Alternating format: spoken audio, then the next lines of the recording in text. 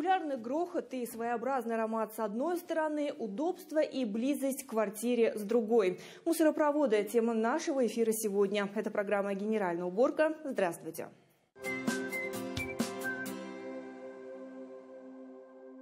Массовое устройство мусоропроводов в нашей стране началось со строительства высотных домов в 30-х годах прошлого столетия. По санитарным нормам и правилам требование обеспечивать многоэтажные дома мусоропроводами сохранялось до 2010 года. Позднее новые Санпин оставили вопрос их наличия или отсутствия на усмотрение жильцов.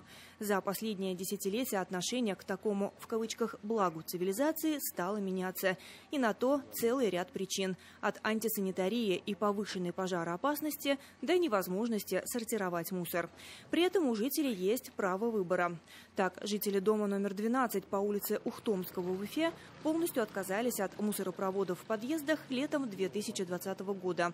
Разъяснительную и демонстрационную работу начали гораздо раньше. Анатолий Павлович, мы сейчас стоим, у вас за спиной красивые двери. Я так понимаю, раньше там был мусоропровод. Да, здесь были мусоропровод, бегали и крысы здесь, и мыши. Здесь, конечно, очень долго пришлось бороться с жителями. Но все-таки мы, настояли. Мы сперва закрыли для показа им 2 подъезда, 6-й и 5-й. Вот они год простояли. Где были мусоропроводы, мы отдали под кладовки. Здесь оборудовали, все красиво. Сейчас заходишь в подъезд, не пахнет, ничего. Потом, посмотрев на эту красоту, остальные все этажи, эти подъезды провели собрание и тоже также решили закрыть мусоропроводы. Цветочки на этажах, ковры на полу, в планах повесить и картины на стене. Все это появилось в подъездах дома по Ухтомского, 12 взамен грязи и неприятных запахов. Если раньше жильцы спорили и ругались с теми, кто хотел избавиться от мусоропроводов, то сейчас благодарят. Вместо контейнерной площадки внизу на каждый подъезд сделали хозблок. Там по весне разводят цветники, хранят различный инвентарь. У нас здесь хоккейная коробка. Дети сами чистят сюда, и мы их инструмент сюда отложим. Они приходят, его берут, чистят. Контейнеры для ТКО во дворе по Ухтомского, 12 в Уфе появились сразу же, как только заварили мусоропроводы. Правда, пока для общего мусора, без сортировки. Но буквально в нескольких метрах отсюда желающие могут выкинуть отсортированные отходы на соседнюю площадку. Насколько активно население присоединяется именно к раздельному сбору мусора или по привычке все в одно старается? Нет. Население не то, что просто присоединяется, оно требует с нас, чтобы мы ставили практически на каждую площадку раздельный сбор. Мы стараемся все это сделать. С этой площадки мусор вывозят ежедневно, а сортированные отходы забирают раз в неделю. Стекло, пластик, бумагу по отдельности. Все это идет на переработку. Несмотря на то, что вопрос отказа от мусоропровода для многих людей пока неоднозначный, инициатива набирает обороты. По Демскому району у нас 94 многоквартирных дома имели такие мусоропроводы. Всего насчитывал 196 стволов. Не только за прошлый период и за последние, можно сказать, 5 лет жители активно, даже вновь строящиеся дома, когда открывались, мусоропроводы не открывали. Где открыты мусоропроводы были, на общем собрании собственного жилья протокольно люди решили закрыть.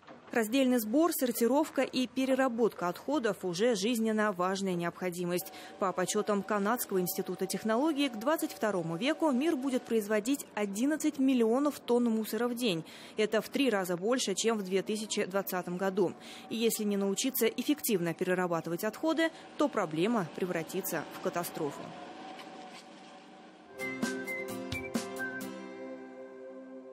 Многое из обычного мусорного ведра можно переработать, а не просто отправить на свалку. К примеру, в Швейцарии 43% домашнего мусора не утилизируется, а используется повторно.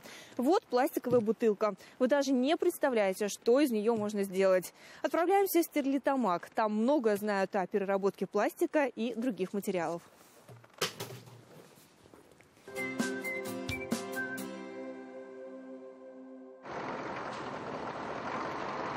Мусоровоз на территорию мусоросортировочного комплекса «Махит-СТР» в городе Стерлитамаке, Башкортостана в первую очередь заезжает на весы. Это нужно для контроля, чтобы узнать, сколько из поступивших отходов отправится на переработку. Разгружается машина на приемной площадке завода, откуда мусор с помощью манипулятора отправят на конвейер. Здесь же работники отбирают крупногабаритные предметы, которые нельзя подавать на линию.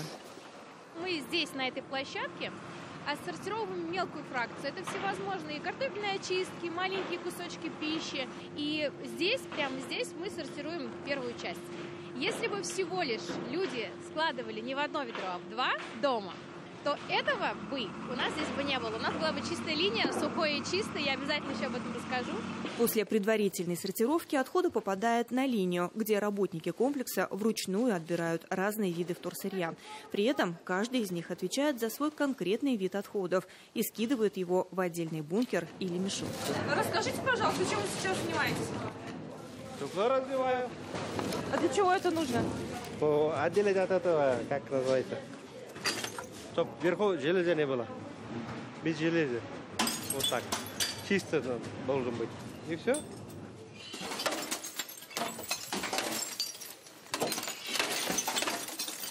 Расскажите, вот сейчас мы видим, здесь у вас лежит стрейч-пленка. Что делают из нее? И вот у вас еще есть специальный стенд, да, где представлены виды сырья? Да, для того, чтобы люди не путались и точно знали, что они собирают, когда и куда они собирают, мы сделали выборку из того, что мы собираем на заводе. У нас, поскольку более 50 видов сырья, заглубленных контейнеров, которые всего лишь 24 штучки, где руками люди выкидывают и собираем мы, да, внизу, мы дополнительные емкости раскладываем в виде больших пакетов. Из этой стрейч-пленки можно делать, кстати, изоленту. А из тех бутылок темных делают сетку для дорожного покрытия. Из бутылки светлой делают, например, синтепон, то, что у вас сейчас в пуховике. Из вторичного сырья можно произвести массу просто полезного. И наша задача всего лишь успеть вытащить это из обычных кухонных ведер. Предприятие «Махит-СТР» открылось в 2013 году. Здесь перерабатывают до половины всего объема отходов города Стерлитамака и прилегающих районов. Из общей груды мусора на предприятии «Махит-СТР» в Стерлитамаке сортируют около 50 видов сырья. Вот, например, тетрапак. Его собирают и примерно раз в год отправляют в Санкт-Петербург на завод по производству тетрапака. По мере накопления бункеров и мешков вторсырье попадает в контейнеры. Позже эти заготовки в случае необходимости прессуют и отправляют переработчикам. В компании стараются максимально упростить и убыстрить процесс.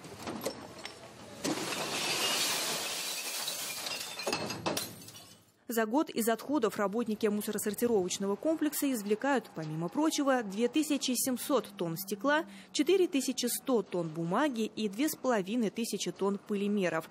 Это примерно 270, 410 и 250 мусоровозов соответственно. За последние 5 лет работы «Махит-СТР» смог из 230 тысяч тонн мусора возвратить в производственный цикл 42 тысячи тонн полезных компонентов. Это примерно 4200 мусоровозов, которые не поедут на полигон. Внедрение и развитие раздельного сбора необходимо, чтобы и дальше увеличивать эту цифру.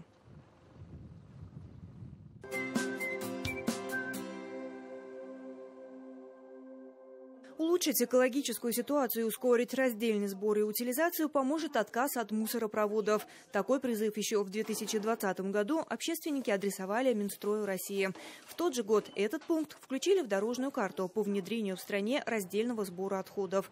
В новых домах все чаще от мусоропроводов отказываются изначально. В существующих они используются все реже. В настоящее время к нам поступает обращение как раз на запахи неприятные по мусороствалам, на наличие насекомых, грызунов. Поэтому мы всем собственникам рекомендуем проводить общее собрание и на общем собрании принять решение о закрытии мусоропроводов и организовать отдельный сбор мусора. Также необходимо провести общее собрание. Данный протокол направить в управляющую компанию. Муниципалитет уже с учетом санитарных норм подготовит те требуемые площадки для сбора такого раздельного уже. На февраль 2021 года в столице Башкортостана, Уфе, мусоропроводы заварены в 270 домах. Некоторые жители охотно идут на этот шаг, некоторые пока противятся. Жители не всегда согласны пользоваться мусоропроводом. Понятно, что вновь вводимые дома, многие отказываются от использования мусоропроводов, принимают решения собственников и устанавливают современные контейнерные площадки. При этом после обсуждения у премьер-министра на еженедельном оперативном совещании многие дома на собрании собственников, они этот вопрос включили в повестку очередного собрания собственников, и жители по большей части отказываются от консервации мусоропроводов и использования мусоропроводов ввиду того, что действительно есть вопросы с обслуживанием, есть вопросы антисанитарии, и гораздо более понятно, когда устанавливается контейнерная площадка для раздельного сбора отходов. Но могу сказать, что жители не всегда готовы жертвовать удобством в пользовании отходов, в пользовании мусоропроводом в угоду современной контейнерной площадки, которая не доставляет неудобств. Поэтому здесь все на выбор жителей. Министерство природопользования и экологии действительно говорит о том, что мы являемся, наверное, если не сторонниками, то пропагандистами того, что контейнерная площадка должна быть в соответствии с нормами санитарных правил, она должна находиться вдали от жилого дома, и контейнерная площадка должна быть обустроена под раздельный сбор отходов. Тема мусоропроводов поднималась и на совещании по ТКО под руководством премьер-министра Башкортостана Андрея Назарова 1 марта 2021 года. В систему инцидент-менеджмент периодически поступают жалобы от жителей республики на засоренные мусоропроводы и горы мусора, как внутри подъездов, так и возле них. В плохом состоянии и сами контейнеры, куда с этажей спускают отходы. По факту они являются общедомовым имуществом и должны обновляться за счет жильцов. Вот только на практике этого не происходит. Поднимался и вопрос мешкового сбора мусора. На начало 2021 года такая картина в 365 населенных пунктах региона. Поставлена задача к концу года свести этот показатель к нулю. Я хочу обратить внимание на то, что жители во многих случаях яростно сопротивляются против отмены мешкового сбора, и это тоже следует учитывать. Вот примеры того, как с жителями работает. И если вернуться к мусоропроводам, Андрей Геннадьевич, я тоже попрошу поручить, если вы позволите, проанализировать количество мусоропроводов на территории Республики Башкортостан, многоквартирных домов, где есть мусоропроводы, количество мусоропроводов, и начинать думать в этой связи, что можно сделать дальше. Не во всех домах есть возможность оборудовать контейнерные площадки. Физически так дома расположены в некоторых случаях, что просто нет негде. Это тоже нужно учитывать. Для понимания хотя бы нужна изначально стартовая цифра. Договорились, да, давайте, не к следующему, а через одно совещание. Вот к этому времени нужно точное количество мусоропроводов по республике для того, чтобы оценить масштаб этой проблемы, и потом будем принимать решения, где как будем ликвидировать. Но это тоже там, где это возможно для ликвидации, это в этом году надо сделать.